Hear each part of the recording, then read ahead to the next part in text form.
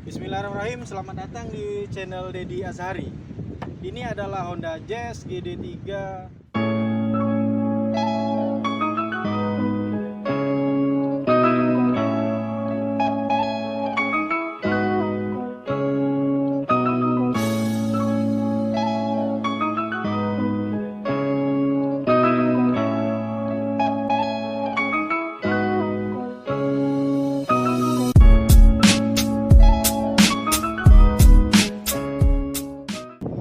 Honda Jazz ini udah dibeli dari tahun 2017 seharga 100, di bawah 130. Sekarang ini kita mau lihat kondisinya, kondisi dari si mobil ini, eksterior maupun interiornya. Ini adalah interior yang dipakai harian. Dan dari sekian banyak mobil, nggak tahu kenapa kayaknya Jazz ini yang harganya paling bertahan.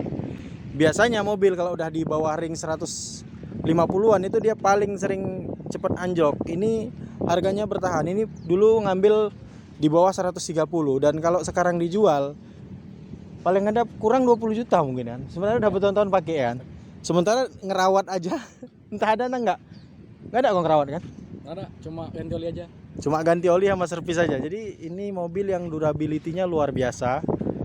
Pemakaiannya juga luar biasa, tapi lumayan bandel ya. Bahkan dibanding mobil yang di pasaran sering kita lihat, mobil inilah yang paling lebih enak, udah jelas, lebih murah perawatan.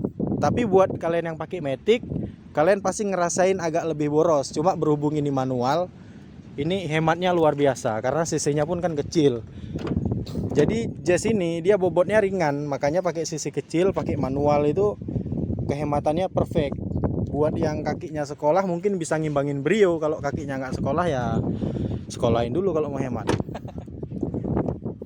Sekarang kita view dari kondisinya. Ini kebetulan yang punya agak kurang open ya. Jadi mobil ini cuma dipakai isi minyak, isi oli kayak gitu aja. Jadi ini kondisinya lumayan kotor. Tapi kalau kita pakai engine degreaser, kita semprot dulu engine degreaser, habis itu kita bersihkan pakai pompa yang lumayan kenceng spraynya, ini jadi kayak baru, jadi clean dia. Karena ini kotorannya bukan minyak oli bekas kontaminasi atau apa, jadi ini cuma debu. Jadi kalau memang kita clean pakai engine degreaser ini langsung bersih.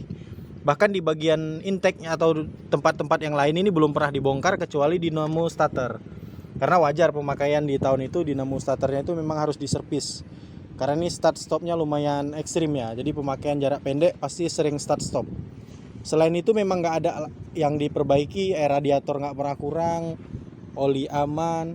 Jadi memang kalau mobil ini pemakaian dan harga yang kita keluarkan untuk si mobil itu bisa kita bilang sesuai, bahkan hemat kalau mobil ini ya.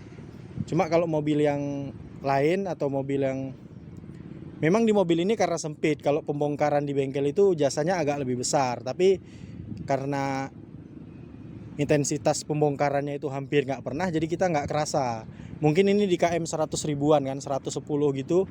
Sementara belum bongkar-bongkar sama sekali. Mungkin di kaki-kaki nanti sekitar 130-an. Itu pun kalau part-part Honda ini dia orang bilang mahal, tapi sebenarnya part-part Honda kebanyakan bisa diketengin. Macam di kaki-kaki mungkin kita ganti busing-busingnya aja yang harga 200-an sampai 300-an. Yang mahal di sini cuma engine mounting itu sekitar 800-an, dan itu udah original.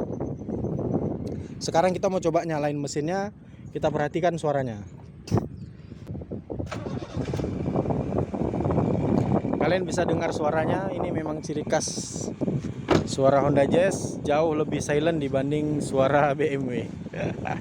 Jadi kalau BMW itu memang suaranya kasar ya. Apalagi itu BMW M43. Buat kalian yang bosen dengan suara kasarnya BMW, kalian bisa beli dengan kode mesin yang M54 atau N42. Oke, kita balik lagi ke Honda Jazz ini. Dari segi visual, mesin bagus, suaranya bagus. Ini tahun 2009, tipe RS yang pertama. Mugen memang identitas dia, yang salah kalau ditempel di BMW. Jadi ini bisa kita bilang suaranya halus.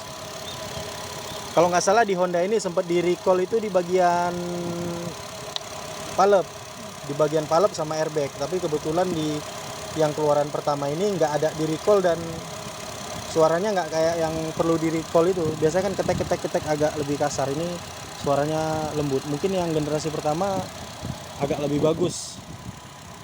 rakitannya ya, atau nggak tahu lah, mungkin kalian bisa komentar di bawah. Nih sekarang kita mau lihat idle dan lain-lain di bagian interior. Dari sisi idle kalian bisa lihat itu jarumnya nggak gerak. Kalau kalian mau nungguin nih, saya tungguin 2 jam nih. Udah 5 detik kayaknya kami nggak mau nungguin kan, memang nggak gerak. Kalau ada masalah pasti dia gerak. Nih sekarang kita coba nyalain AC. Jadi tandanya bagus atau enggaknya, kalau yang kita nyalain AC dia masih ngejar bahkan nggak ada drop, itu bagus. Kalau mobil baru biasanya kalau kita nyalain dia nggak ada drop, bahkan dia ngejar ke atas. Ini sekarang kita mencoba nyalain.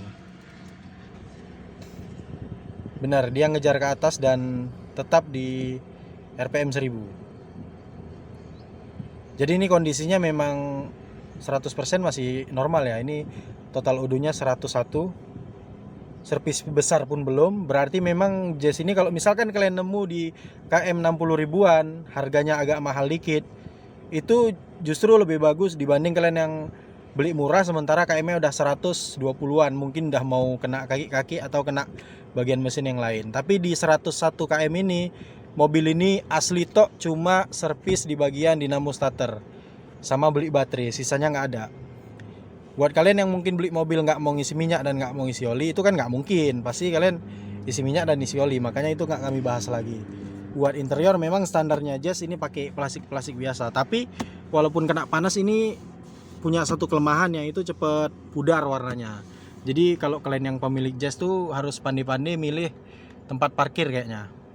Jadi kalau yang panasnya ekstrim, lebih bagus buka kaca dikit supaya jangan terlalu uap panas tuh tinggal di dalam. Kayaknya kalau di interior Jazz ini nggak banyak ya yang kita bahas, cuma untuk fasilitas-fasilitas standarnya itu udah ada, spion udah retrak, elektrikal udah oke semua. Kalau nggak salah di mobil ini pernah kami cek elektriknya itu di channel Automotive Net. Jadi ini dari awal beli sampai sekarang memang kondisinya belum ada masalah dan belum ada cacat.